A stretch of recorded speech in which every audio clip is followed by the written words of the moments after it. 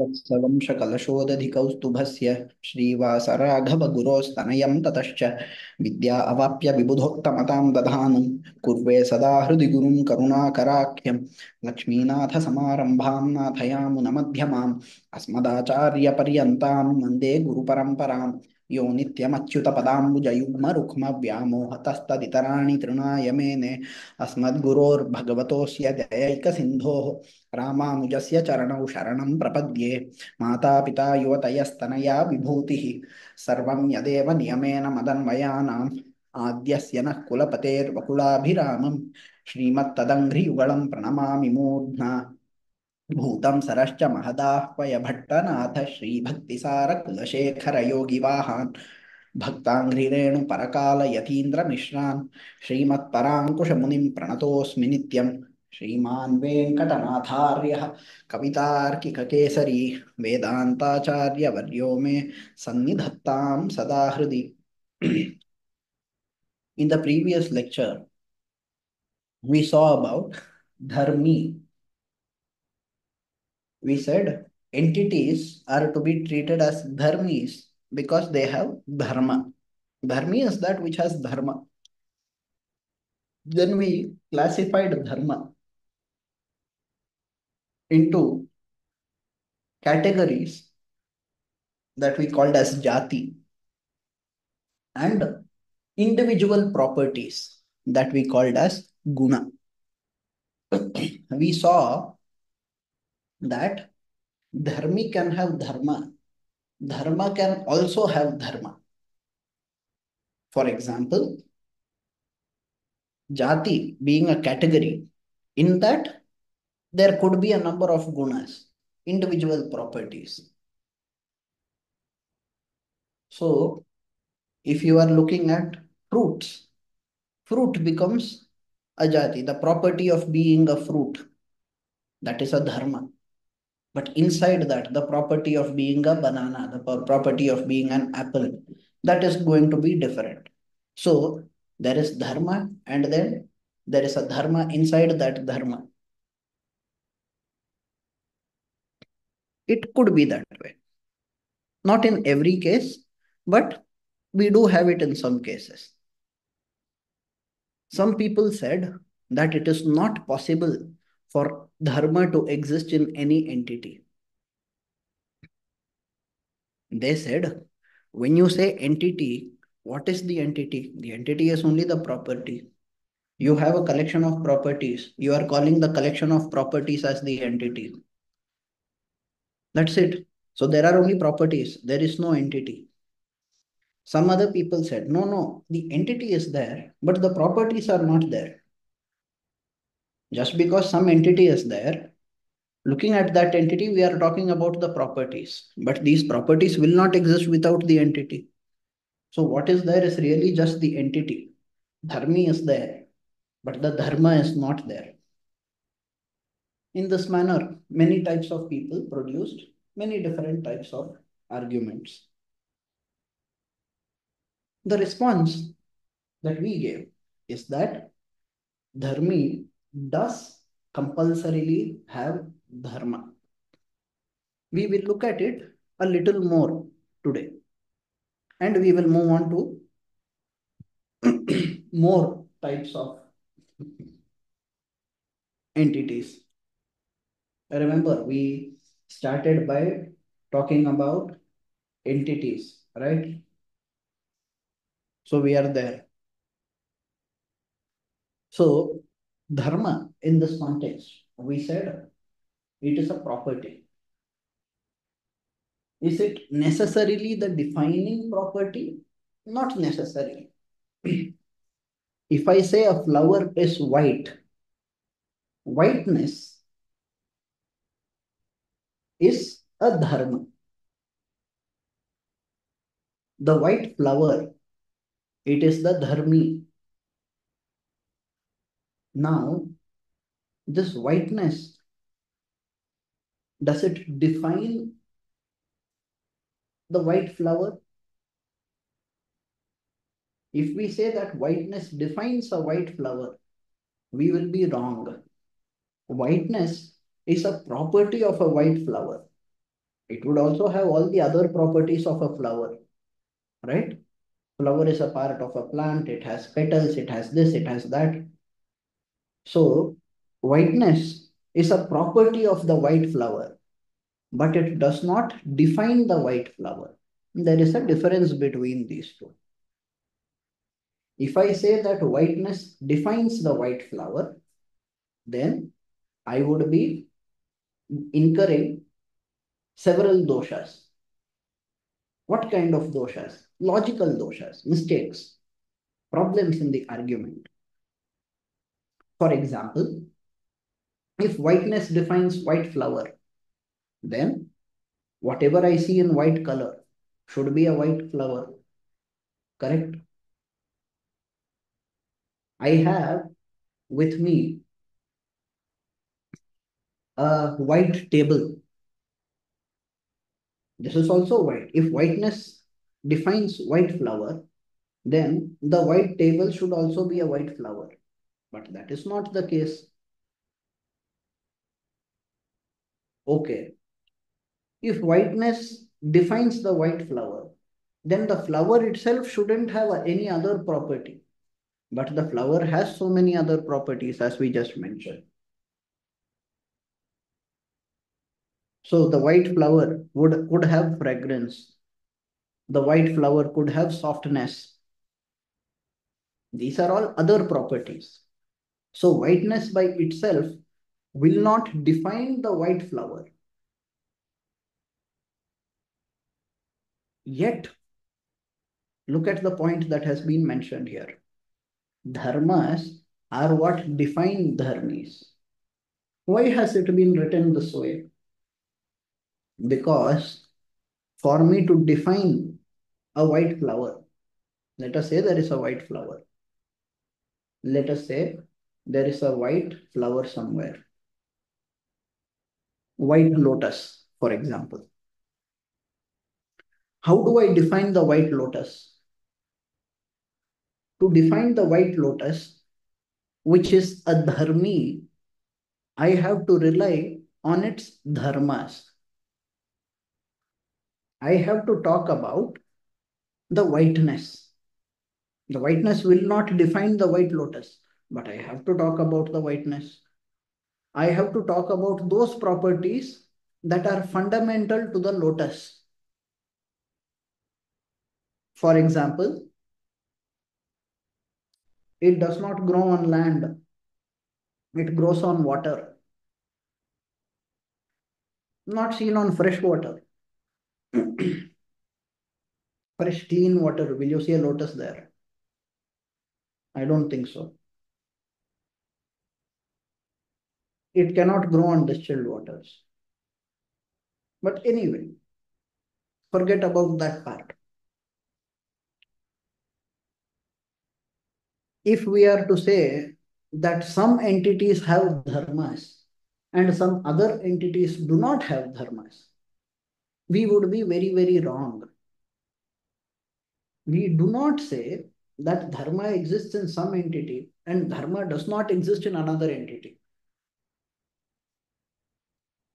When we are specific, we say this specific dharma exists in this entity, it does not exist in another entity. Morning glory is a blue color flower. A white lotus is by definition white. Whiteness cannot exist in a blue flower. But a blue flower also has a property, right? It is not propertyless. It just has some other property. So, dharmi will have some dharma or the other. We do not say that some dharmis have dharma and some dharmis do not have dharma.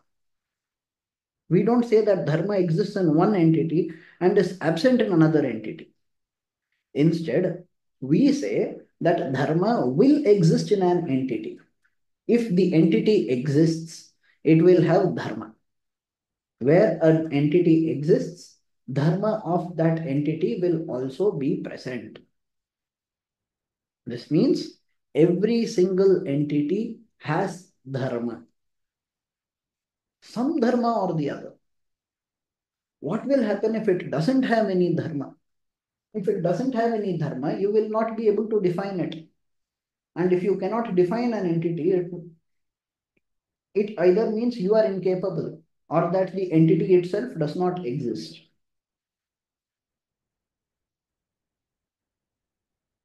So in our case, the entity exists.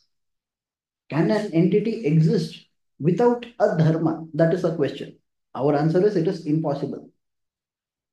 Name any one entity which exists without dharma. You say it. Some people hypothetically presented an entity. They said, there is this entity that does not have any dharma. There is one entity that does not have any dharma. Now they are defining it as an entity that does not have any dharma and are concluding that it will not have any dharma. But they are wrong there as well. Why?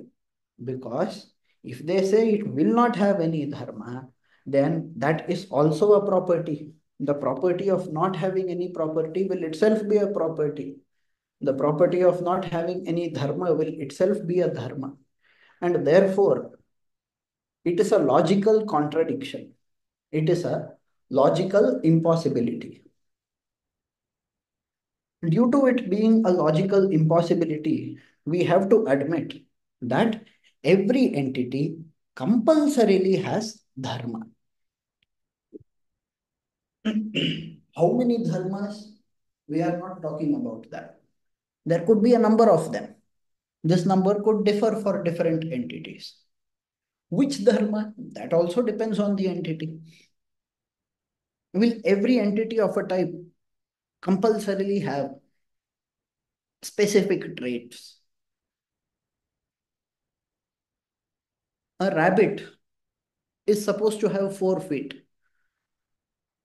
If I catch a rabbit which has only 3 feet, will I be able to tell the world that every rabbit will have only 3 feet?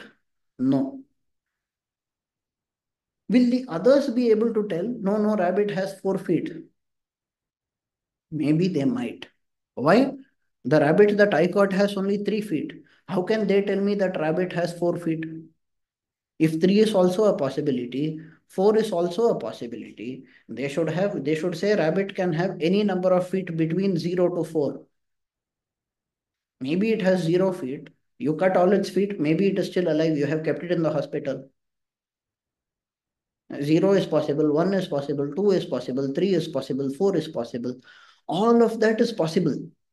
But a rabbit having 0 feet, 1 feet, 2 feet, 3 feet, these happen due to very specific reasons. They will happen either because the rabbit got hurt or because it had a genetic problem. Because these are specific exceptions, we can place them aside and present the general definition. So we talk about general definitions everywhere. There are general definitions and specific exceptions. The general definition of a sannyasi is a person who has entered the fourth ashrama, sannyasa ashrama. But there are specific exceptions there. For example, in Bhagavad Gita, Krishna says, Anashritah karma phalam karyam karma karoti yaha sasannyasi cha yogi cha na niragnir na cha kriyaha sasannyasi cha yogi cha who na niragnir na cha kriyaha. When he says na niragni, niragni refers to the sannyasi who has come by ashrama. So a person who is not a sannyasi by ashrama could still be called a sannyasi. We have discussed this shloka before. I will not get into explaining it again. But does it imply, oh, Krishna has said that this is what sannyasi means? Therefore, whatever the Dharma Shastra says about the fourth ashrama, sannyasa ashrama, whatever the Purva Kanda of the Veda says about sannyasa ashrama, all of that should be cancelled because this is the meaning given by Krishna. Will we go that way? We will not go that way. That is a specific exception. A specific exception because that person is doing karma sannyasa. So, that exception does not challenge the existing definition. The existing definition will remain as it is. So we should remember there are existing definitions which apply in the general case. There may be specific exceptions. Panini composed the sutras for understanding Sanskrit grammar. I say understanding Sanskrit grammar because Sanskrit grammar is ancient. For us, Sanskrit came first, the scriptures came first. Our understanding of the grammar happened later. Yet, we see places in the scriptures where Paninian Sanskrit is broken. All our acharyas frequently keep citing Panini Sutras. Yet, there are places in the scriptures where they are broken. In Bhagavad Gita itself, it gets broken. Does it mean Panini was wrong? No. What he gave is the general rule. It will apply to most of the cases. There are specific exceptions. Now, can we imagine a specific exceptional dharmi that does not have any dharma? Generally, every dharmi should have a dharma, at least one dharma. But could there be a specific exception? Could there be just a single entity that does not have any dharma? Think about it. This specific exception will also not help there. It will still remain a logical impossibility. So when we say logical impossibility, we deny even the slightest chance of it being true, it being possible. A rabbit having just one foot is not a logical impossibility. It is a logical rarity, but not a logical impossibility. So, the term logical impossibility should be understood. You can never ever have an experience of an entity that is attributeless.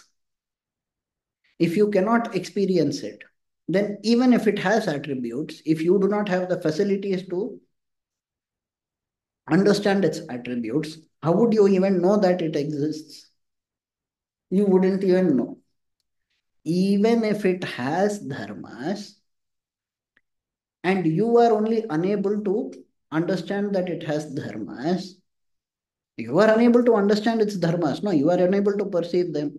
Then how will you perceive the entity? You will not be able to perceive the entity. When such is the case for an entity with dharmas itself, if there is an entity that does not have any dharma,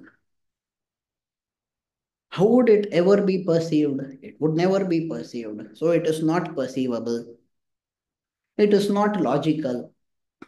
What more can you say? If you come and say that no, in the Vedas such an entity has been mentioned. The Vedas have spoken about a dharmi that does not have any dharma. There are many ways of countering. Of course, the Vedas will say something logical. Therefore, the statement said by the Veda can be interpreted in a different way. That is how we try. When interpreting the Vedas, we should try to interpret it in a logical way. We cannot interpret as we please and then say, look, the Veda has said this. I remember one person was arguing. He said, in the Veda, the word Dhanvi has been used.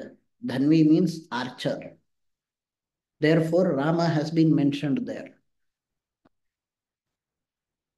I asked him, when you say dharmi, a dharmi has dharma, right?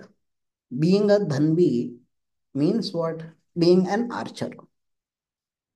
So, that is a common noun. This common noun could be applied to a lot of people. Vishnu had a bow. There is something called Vishnu Dhanush. Parashurama brings it to Rama. Before Parashurama brings it to Rama, what does Rama say? In Janaka Sabha, Rama says Shiva Dhanush. How? Shiva was also an archer. He doesn't usually wield the bow and arrow, but he can if he wants to. So Shiva is also an archer. There are so many archers. Even among humans, Arjuna was an archer, Ashwathama was an archer, Drona was an archer, Bhishma was an archer. So many archers were there. So just because a word is mentioned, if you assume a particular case, then you will have to defend the reason why you are assuming that particular case. When there are multiple definitions available and you pick a single definition, you will have to defend the reason why you have picked the single definition. So, a dharmi existing, that is, let us not call it dharmi at this point, let us call it entity. An entity existing without having any dharma, such an entity can never be perceived, and it is a logical impossibility. Bhagavan is beyond all logic. Therefore, if the Veda says so, this about this entity should also be beyond all logic. If it is to be argued in that way, how will we respond? We will say, if you want to argue in that way, you first tell us why you are arguing in that way. Why are you interpreting the Veda to imply that there exists an entity that does not have any attribute? What is the point of taking that? Because taking the contrary will help us. Taking the contrary will help us have a logical consistency. So, using interpretation science, we question the case where the dharmi is accepted and not the dharma. I hope this much is clear. If it is clear, we will move on to the next topic. If you have any doubt based on what we spoke, feel free to ask, either now or at the end of the class, whatever.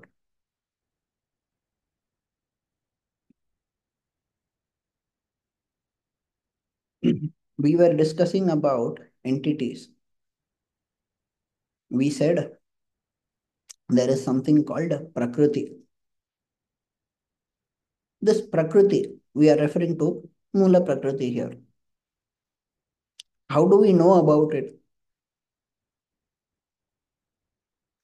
There are certain ways to know about it, but the exact definition of it that is given in the Veda is something that we cannot perceive by our own senses. It is beyond Pratyaksha Pramana because we cannot directly experience all of what is said about it by the Vedas. It does not fall under Anumana Pramana either because it doesn't talk about logical possibilities. It said this exists, this becomes this, that becomes that, and so on. So, the Vedas, they talk about Mula Prakriti. This Prakriti becomes Mahat. Mahat becomes Ahankara. And then from that, we get the Panchabhutas, we get the Tanmatras, we get Indriyas, and so on. All of these Prakriti, Mahat, Ahankara, Bhuta, Tanmatra, Indriya, all of these, they can be understood properly only through the Vedas. Why is it only through the Vedas? Because the way they have been described by the Vedas is very different. What is the big deal about Indriya? What is Indriya? My eyes are Indriyas, right? My nose is an Indriya. My tongue is an Indriya. I might be thinking that way. But does Veda define Indriya that way? As per the Vedic definition, the tongue or the eye, these kinds of large organs cannot be accepted as Indriyas. The Indriyas are controlling their functioning. But the Indriya is not the large organ that exists. So, we had to understand these things properly only through the Vedic teachings. We cannot just reason it out. Oh, this is this, that is that. Okay, we cannot just reason it out. We cannot prove by using logical reasoning that this is what happened to Prakriti and this is the way in which she has been and so on. But we can understand the properties to some extent. Remember, a dharma need not necessarily completely define the dharmi. Yet, you know about dharmis only through dharmas. So, there are some qualities that can be understood. There are some qualities that cannot be logically understood. What do you do there? You keep blind faith in the Vedas. Our ancestors will not have passed down any incorrect information. Let us have faith in them. So, these can be understood properly only and only through the Vedas. Otherwise, you cannot understand them properly. These are often presented as very simple things. What is the big deal about Panchabhuta? Huh? There is Akasha, Vayu, Agni, Apa, Prithvi. What is the big deal about the five? Very simple. It might sound for a person who is questioning. But there are lots of things given about them. The source of information for all of these is itself the Veda. And therefore we regard the Veda.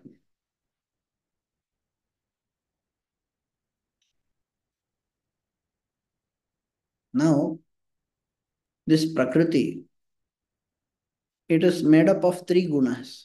It is a mixture that is made up of three gunas. What are they?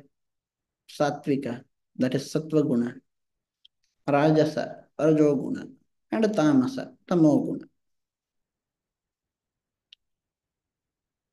So Prakriti has all the three within it. From Prakriti comes Mahat. When Mahat comes, Mahat itself gets divided into three based on these three gunas. Remember, what we are saying as guna here is different from the guna that we spoke about in the previous lecture. What we said as guna there was an individual property. What we are calling as guna here is different. It is not an individual property. Here we are talking about sattva, rajas, and tamas. So, Prakriti is itself comprised of the three gunas. From Prakriti comes Mahat. Mahat gets divided on the basis of the three gunas.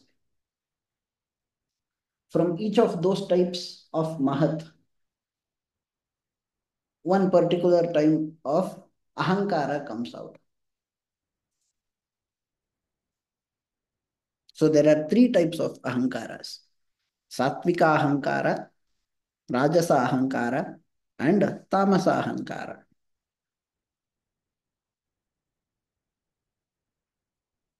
So we have three types based on the three gunas. We have three types.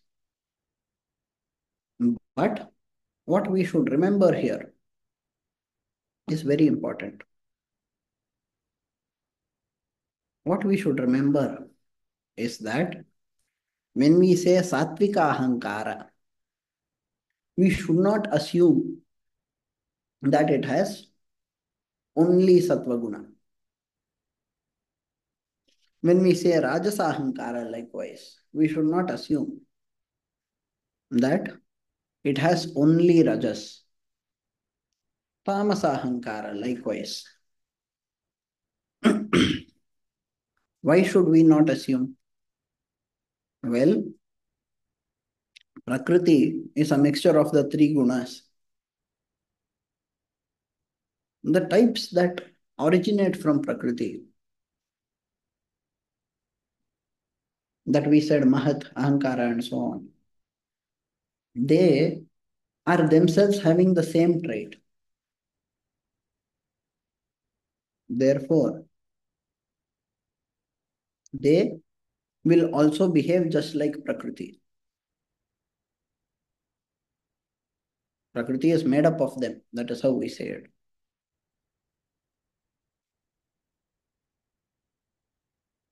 So, in reality, Krishna says in Bhagavad Gita, there are mixtures of gunas.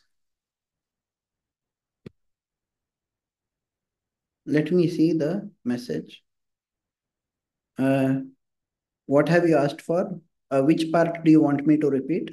Please unmute yourself and tell me. I will repeat that part. Or feel free to type in the chat. About Prakriti. Okay. See, Prakriti is non-living, right? So this Prakriti, Mula Prakriti, from it only Mahat, Ahankara, and then Panchabhutas, Panchatanmatras, the Karmendriyas, Jnanendriyas, all of them came into being. Prakriti is made up of the three gunas, but remains as a mixture. Yet, when it becomes Mahat, we say it becomes Mahat and it becomes Ahankara. Mahat is a case where there is a distinction between the three gunas. And depending on that particular distinction, that respective type of Ahankara is born. For example, Sattvika Ahankara is born. Now, Sattvika Ahankara, will it have only Sattva Guna? No, it will have Sattva Guna. It will also have Rajo Guna and Tamo Guna. Rajas Ahankara will not have only Rajo Guna. It will have Sattva Guna and Tamo Guna as well. Tamas Ahankara will not just have Tamas. It will also have Sattva Guna and Rajo Guna. All of these are mixtures, and yet we are addressing them by specific names. Why so? Because in Sattvika Ahankara, Sattva Guna predominates. Most of it is Sattva. In Rajasa Ahankara, the three gunas are again there. But Rajo Guna is much more than the other two gunas. If you put the three gunas as A, B, and C, A plus B plus C equals 100 percentage. A plus B plus C equals 100 percentage. Now, A is called Sattva. If A is very big, let us say 80% is A, B is 15%, C is 5%.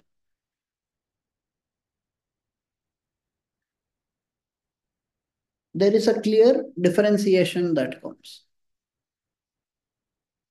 That is what we are trying to explain. So, as Krishna says, everything that has come from Prakriti will have the three gunas. But which guna is dominating more, that has to be seen. When Brahma created, that is when Paramatma created through Brahma, he thought about these things. The Panchabhutas,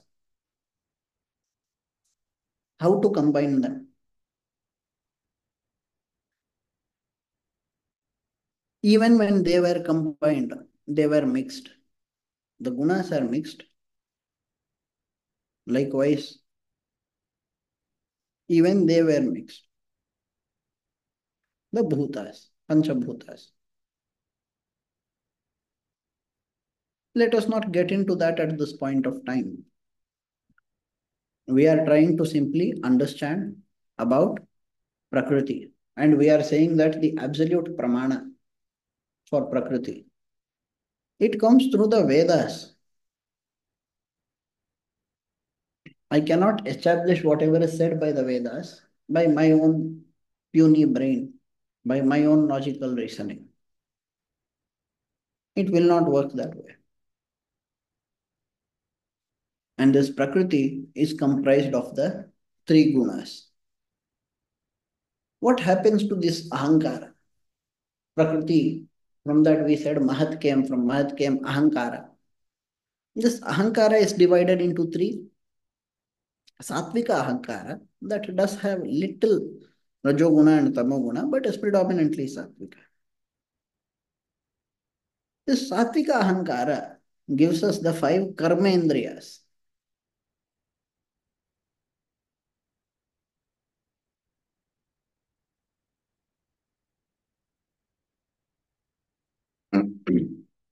Indriyas, we need Indriyas for specific things. Sight, hearing, smelling, tasting, and feeling. These are Indriyas. For these Indriyas, we need to use our sense organs. I need eyes to see. I need ears to hear. I need a nose to smell. I need a tongue to taste. And I need to use my skin to touch and feel something.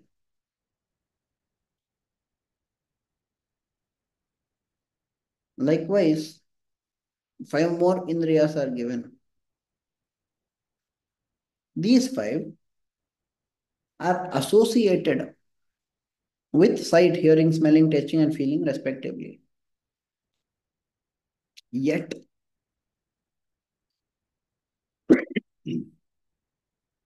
even though they are associated, we do not call our sense organs themselves as indriyas. A lot of people get confused in this regard. I have two eyes. Without eyes, I cannot see. Therefore, will I conclude that eyes are an indriya? Maybe there is something inside the eye that is directing things even more, even better. Likewise, there is something inside the macro organ. We are looking at the macro organs, right? Eyes, ears, and so on. You forget about the macro organ. Come inside it.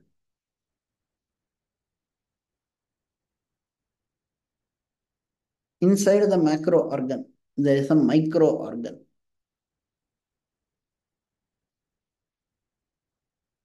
This is very important.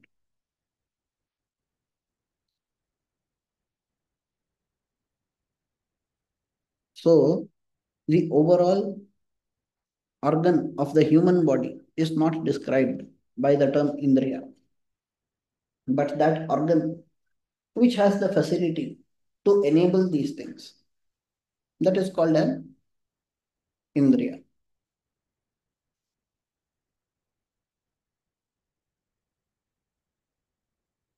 Okay, that was about Satvika Ahankara.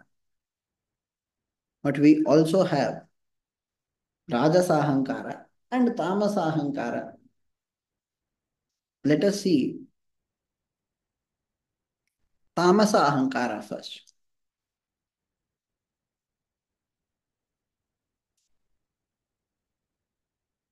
Tamasa Ahankaras gives us five tanmatras. Shabda, Sparsha, Rupa, Rasa, Gandha. From each tanmatra, a bhuta is formed. We have discussed before, tanmatra cannot be defined so well because it is an intermediate state. It is a temporary state of existence. Why will a temporary state of existence remain forever? Not possible. What will happen to it? The tanmatra will become bhuta. So, from Shabda tanmatra, Akasha came into being. Likewise, as the tanmatras gave the bhutas, what do we say? We say there is Vayu, there is Agni, there is Apa, that is water, and then there is Prithvi. So, the Panchabhutas and Panchatanmatras came from Tamasa Ahankara. What came from Sattvika Ahankara? We saw five Karmendriyas and five Jnanendriyas come from it.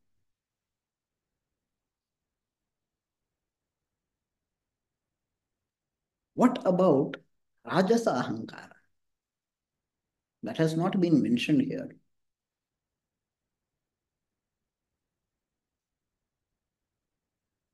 Bhutas and Tanmatras come by Tamasa Ahankara. Whereas Indriyas are given by Sattvika Ahankara. Rajasa Ahankara stays in between the two and it keeps balancing the system between Tamasa and Sattvika types of Ahankaras and their creations.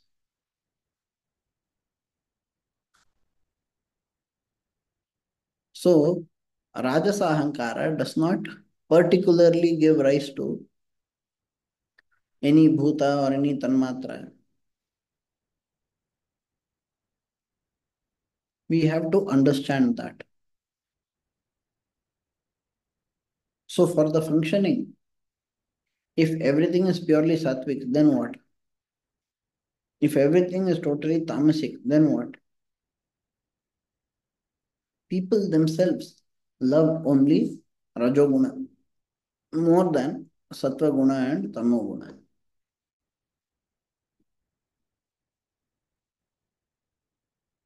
If you have any question based on whatever was discussed, please feel free to ask. If there is no question, I will conclude today's class. Can you please define Ahankara? Sorry? Can you please define Ahankara?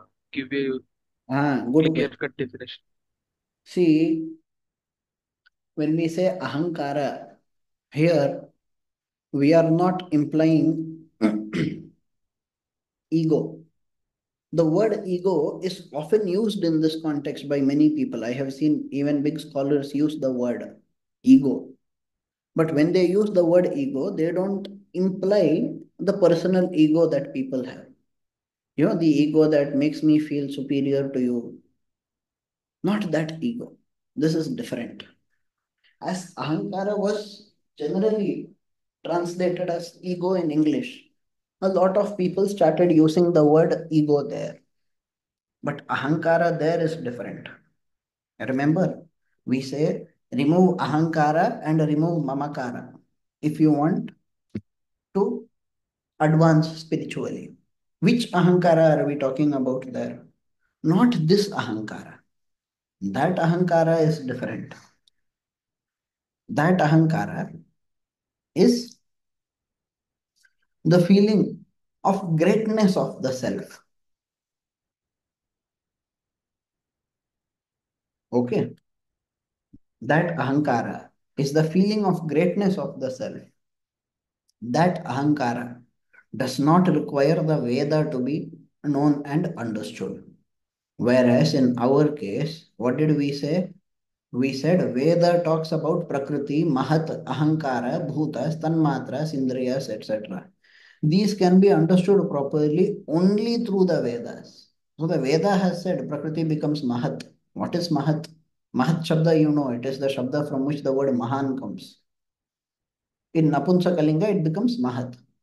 The Mahan in Pullinga, Mahati in Strilinga, Mahat in Napunsakalinga.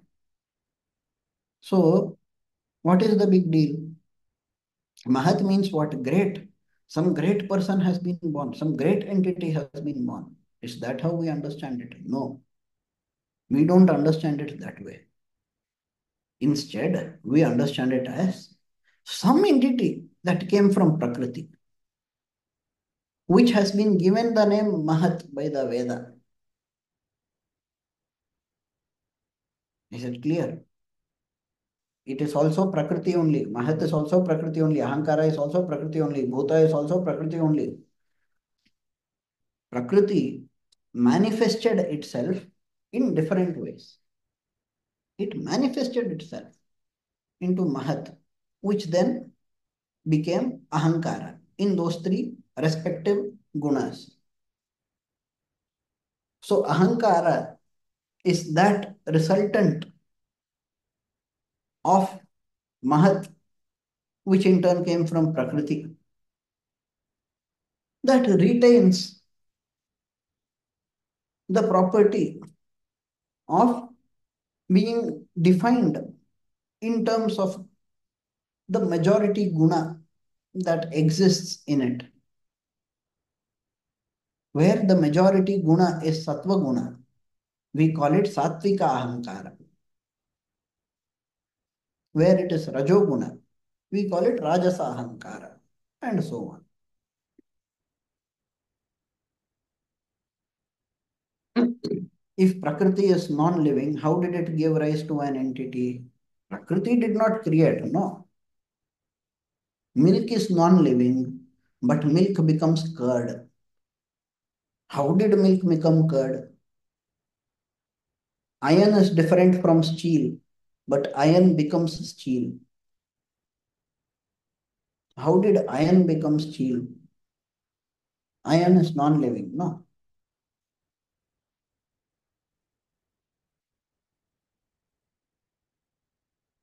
Hydrogen peroxide, they say, you bring in some manganese dioxide, and in a chemical reaction, you can get what? 2H2O2 plus 2MnO2 will give, if I'm not wrong, it will give water, right?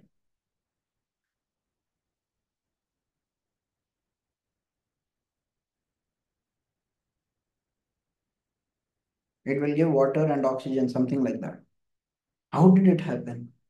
All the chemical reactions that you see, some non-living being interacts with some other non-living being, becomes some other non-living being.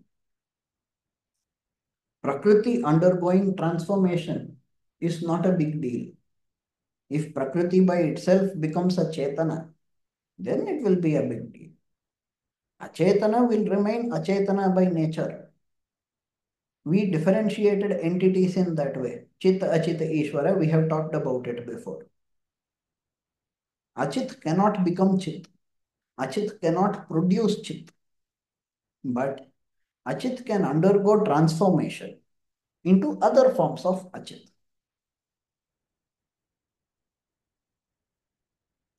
This transformation, you see that way, everything is done by Bhagavan only. Yes, the transformation is done by Bhagavan only. In this case, it is definitely Bhagavan.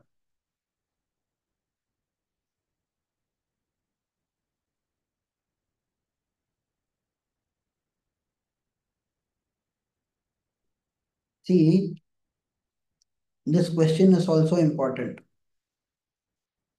Do you really need a sentient being for an insentient being? Do you really need a chit? Do you really need a chetana for an achetana to function or for an achetana to transform?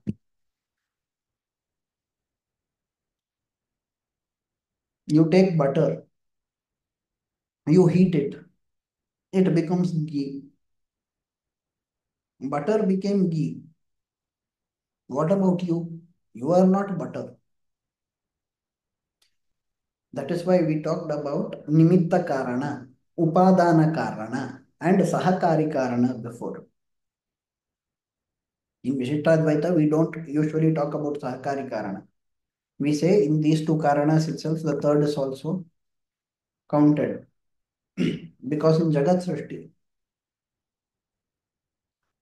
the creator, the person who makes, he is the nimitta karana. Whatever gets transformed, that is the upadana karana. Whatever helps it to transform is sahakari karana. So in our case, when Prakriti transforms into some other state, we are to understand it as upadana karana. In Jagat Srishti, we said nimitta karana, upadana karana, sahakari karana, everything is Bhagavan only.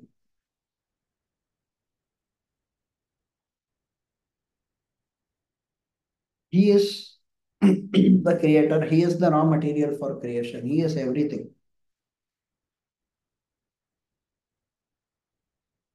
I think they call it material cause these days. Upadana karana. So when Prakriti transforms, there is a different nimitta karana. Bhagavan is there. Prakriti, as it gets transformed, it also has Bhagavan inside it.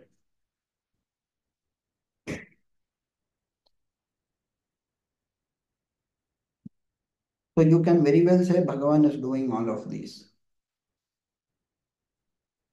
In Jagat Srishti, he is all the three.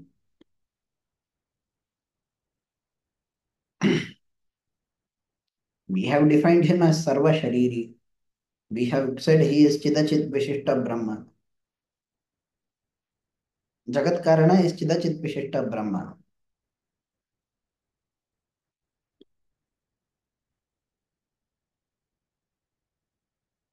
Yes, it is his involvement. His involvement is there in every activity. You typing this question also has his involvement. You don't realize it directly.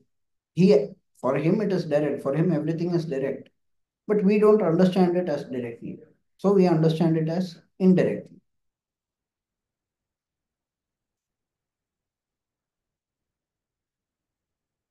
What does this have to do with free will? When non-living Prakriti is transforming, what is the question about free will doing?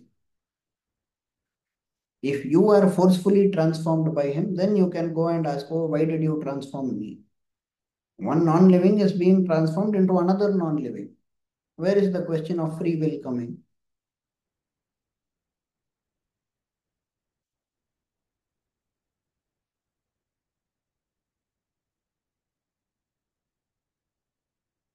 Think about it.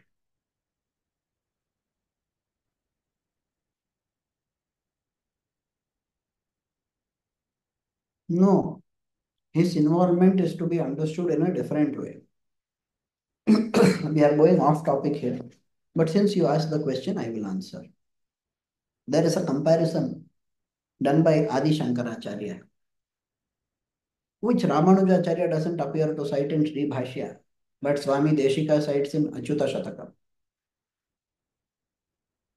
Water is necessary for plants to survive. Water is necessary for plants to survive. Yet the differences between different plants, different crops, water has nothing to do with that.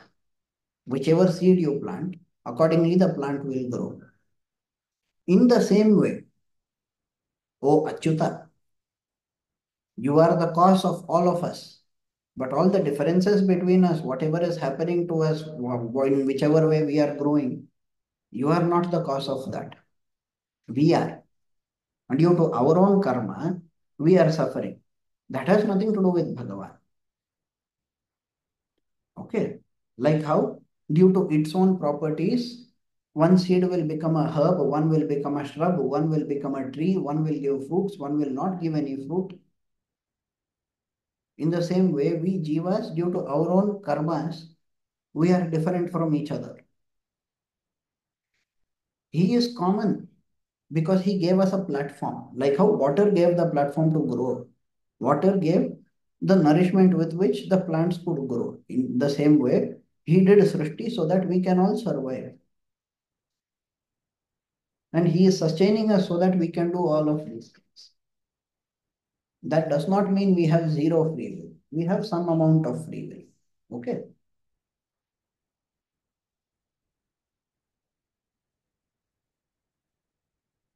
Last question, give definition of Indriya. That Indriya, we will come to it in the next class. We discussed only Prakriti, and then after Prakriti, we have talked a bit about Mahat and Ahankara. We will discuss about Indriyas in the next class. Okay. We'll look at it in detail. Because now if I give a definition, then you will get a question based on the definition also. Even if you don't get it, is my duty to explain with as much detail as possible. So let us see it in the next class. Okay. If you have any further doubts, based on whatever was conducted in today's class, please feel free to ask. If not, we will conclude the session here.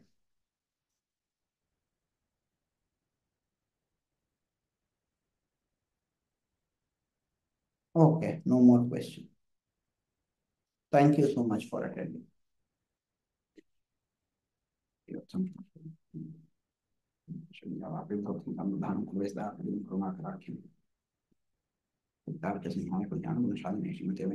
Vedanta